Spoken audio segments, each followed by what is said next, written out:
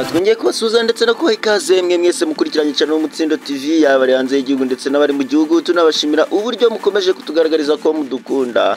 Uyu rero akaba ari umwanya w'amakuru agezweho kuri uyu wa mbere tariki ya 23 z'ukwezi kwa 9 2024.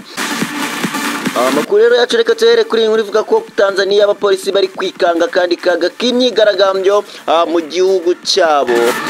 Inzego rero z'umutekano muri Dar es Salaam zakajije umutekano nyuma y'uko ishyaka ritavugwa rumwe n'ubutegetsi rya Chadema ritangaje ko kuri uyu wa mbere tariki ya 23 Nzeri 2024 abayoboke baryo rero bazakora imyigaragambyo bamagana rero ishimutwa n'ubwicanyi bukorerwa abarimo abayoboke baryo. Imodoka rero z'abapolisi zifite intwaro zidasanzwe kandi benshi bagaragaye mu mihanda itandukanye bazenguruka kandi bacunga umutekano mu bice bitandukanye by'uyu mujyi. Ibikorwa rero byo gukaza umutekano byatangiye kuwa gatanu ndetse abapolisi bo mu mutwe wa Field Force Unit bagaragaye mu bice bitandukanye baherekejwe n'imodoka zitera amazi.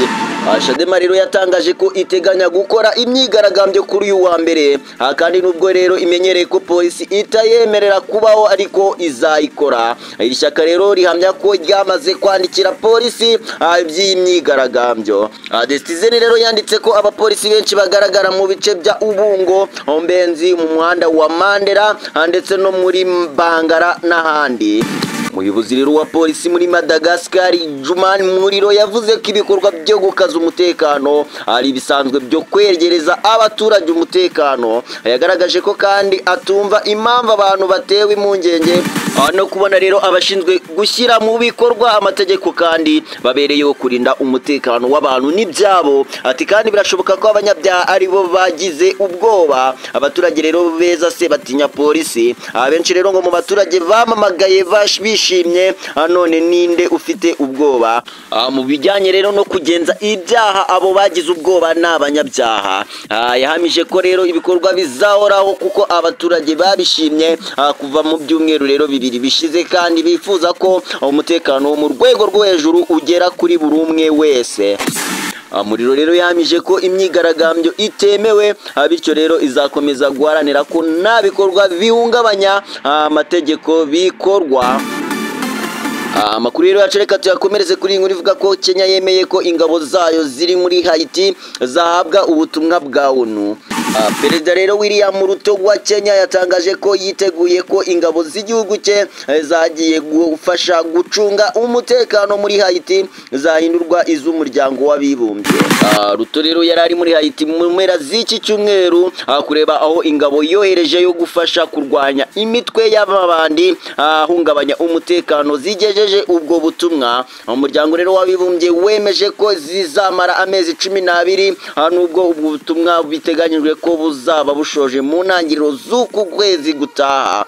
Mu ntangiriro z'ukwezi inama ishinzwe amahoro n'umutekano ku isi y'umuryango w'abibumbye yari yatangiye kuganira ku buryo izi ngabo zakongerwa igihe ariko noneho zigahabwa ubutumwa bw'umuryango w'abibumbye bwo kubahiriza amahoro muri iki gihugu.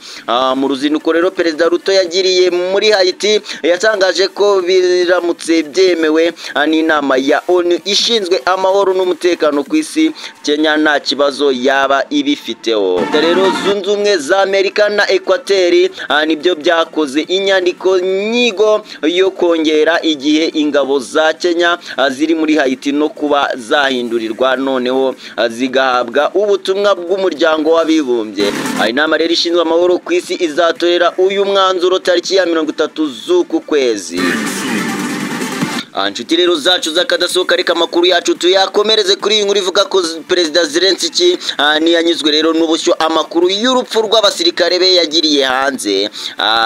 Perezida rero wa Ukraine Volodymyr Zelensky yamaganye ibinyamakuru byo muri Leta Zunze Ubumwe za Amerika birimo Wall Street Journal byatangaje ko abasirikare be bakomeje kugwa ku rugamba bahanganyemo rero n'Uburusiya. Kwa kabiri rero tariki ya 17 Nzeri 2024 ibyo binyamakuru byatangaje ko abasirikare 80,000 ba Ukraine baguye mu ntambara, igihe rero abandi 400,000 bakomeretse. Kuri wa gatanu rero tariki ya 19 Nzeri 2024 Zelensky yatangaje ko amakuru ku basirikare be ari ibinyoma, avuga ko rero abamaze kugwa ku rugamba n'abakomeretse ari bake cyane, ugereranyije rero n'umubare nubwo atatangaje uwo mubare wa nyawo. Muri Gashyantare rero uyu mwaka Zelensky yavuze ko abasirikare bamaze gupfa bagera ku 31, bivugwa ko yakunze gutangaza imibare mike yabaguye ku rugamba kugira ngo adaca intege abasirikare. Imibare rero yatanzwe na Wall Street Journal y'abasirikare ba Ukraine bapfuye ijya guhura rero ni yatangajwe n'Uburusiya muri Mata uyu mwaka. Bivuga ko rero mu bitero Ukraine yagabye mu gace ka Ruska guhera muri Kamena uyu mwaka byahitanye abasirikare bayo basaga 15,000 nk'uko Minisiteri y'Ingabo y'Uburusiya ibitangaza. Inshuti rero zacu zakadasohoka dusubikiye amakuru yacu y'uyu munsi, nkaba nakubwira ngo niba utarakora subscribe wakora subscribe kugira amakuru yacu ajya kugeraho byihuse. Mwari kumwe nanjye Dani Dash, naho buta ciao ciao.